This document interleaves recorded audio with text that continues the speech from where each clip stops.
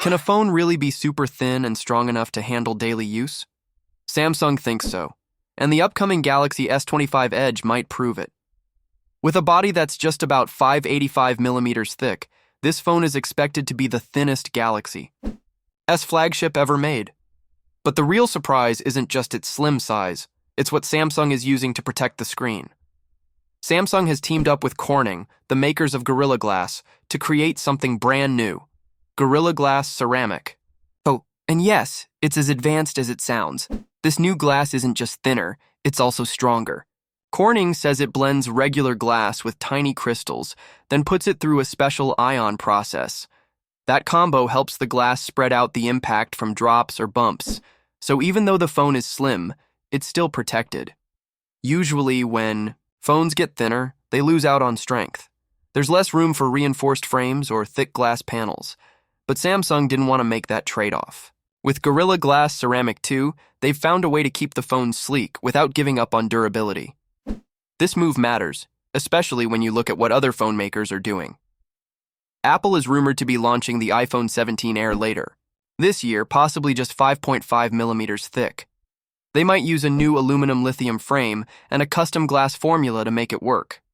And Chinese brands like Honor and Xiaomi have released ultra-thin models under 6 millimeters. But here's the catch: those phones often use mid-range chips or smaller batteries to save space.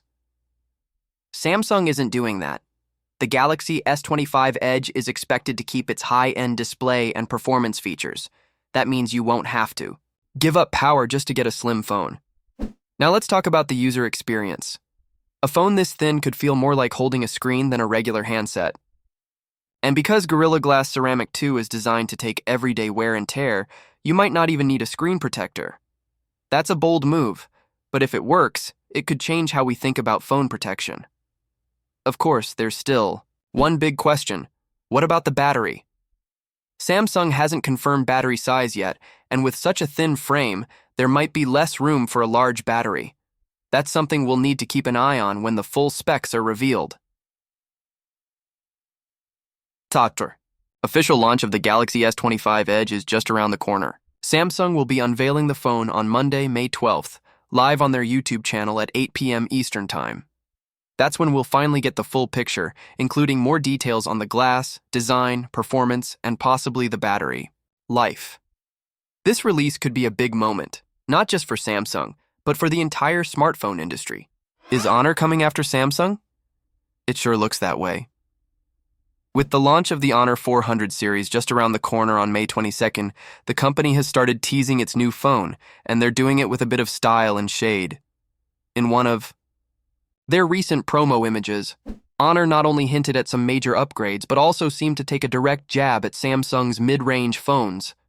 The teaser itself looks like it was created using artificial intelligence, but it's packed with clues. There's a phone sitting inside a cooler, a massive telephoto lens on another phone, and even an airship floating in the sky with the words "not the same" written on it. That last one, pretty clearly aimed at Samsung. Why the shade? Well, Samsung's mid-range phones haven't seen big changes recently. The Galaxy A55 and A56, for example, look almost the same. And Honor seems to be pointing that out with this campaign.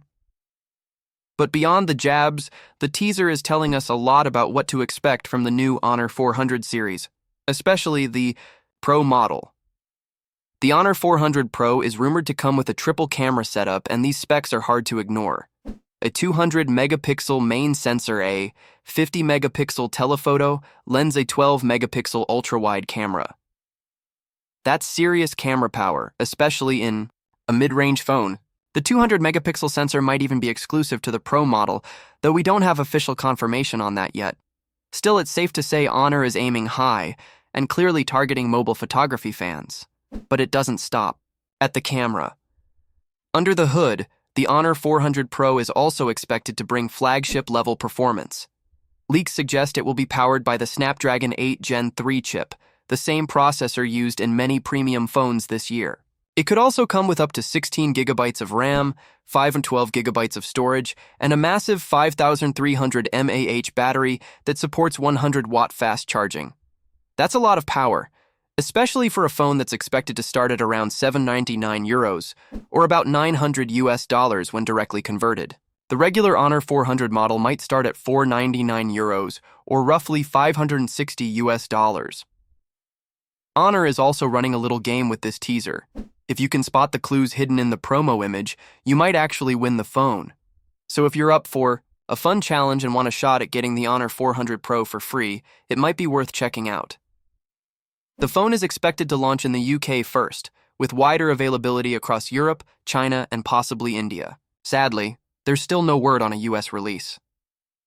With these kinds of specs and pricing, the Honor 400 series could be a strong competitor in the mid-range space. It'll likely be going up against the Samsung Galaxy S24 FE, the OnePlus 13R, and the Google Pixel 9a.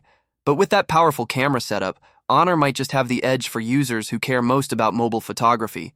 So, what do you think? Is Honor playing it smart by calling out Samsung? And would you consider switching to the Honor 400 Pro over something like a Galaxy A series phone? Let us know what you think in the comments. And if you enjoyed this update, make sure to hit like and subscribe for more phone news and reviews right here on our channel. What's one thing we all want more of from our phones, but never really get enough? Yep, better battery life. The iPhone 17 series is coming in September 2025, and while the headlines focus on design and camera changes, there's a lot happening inside the phone, especially when it comes to how long the battery lasts and how it charges. So what can we expect this year? Let's start with the basics. Apple will release 4 models again: the iPhone 17, a new iPhone 17 Air, the iPhone 17 Pro, and the top-end iPhone 17 Pro Max. The iPhone 17 Air will replace the older Plus version. Now, don't expect Apple to suddenly add giant batteries like you see in Android phones from brands like Xiaomi or OnePlus. No 6,000 mAh monsters here, but Apple is still making useful changes. First, all iPhone 17 models will use what's called stacked battery technology. It was introduced earlier, and it's back again. These stacked batteries are more compact and last longer. They also generate less heat, which is better for your phone's long-term health. Second, Apple is bringing a new kind of glue to make battery replacements easier. It's called electric adhesive. Basically, it lets repair centers remove the battery using a small electric charge instead of having to pry it out by force. So, fixing your phone just got a bit simpler. Will the iPhone 17 have better battery life? Most likely, yes, especially in the Pro models. That's mainly because of the chip. The standard iPhone 17 and 17 Air will run on Apple's A19 chip, while the Pro and Pro Max will use the A19 Pro. These chips might be built using either a 3nm or possibly even 2nm process. That smaller size means better energy use, so your phone does more while using less battery. Also, there are more improvements helping in the background. Apple's new 5G modem is expected to use less power than before. The OLED screens will be more efficient too, thanks to new display tech called M14 panels. Now let's talk charging. Don't expect super fast numbers like 120 watt or 200 watt charging from Apple. That's just not their style. Instead, the iPhone 17 models will likely stick with the current speeds. That means about 27 to 30 watt wired charging, depending on the model. In real-world terms, that means it could take about 1 hour and 30 minutes to go from 0 to 100%, just like the iPhone 16 wireless charging. Yes, it's here as usual, with speeds up to 15 watt using Apple's MagSafe. No surprise there. But here's what's new. Apple might finally add reverse wireless charging. This lets you charge other gadgets, like your AirPods or Apple Watch, just by placing them on the back of your iPhone. It's not super fast, though. Right now, it's expected to be 7.5 watt, and it may only be available on the iPhone 17 Pro and Pro Max.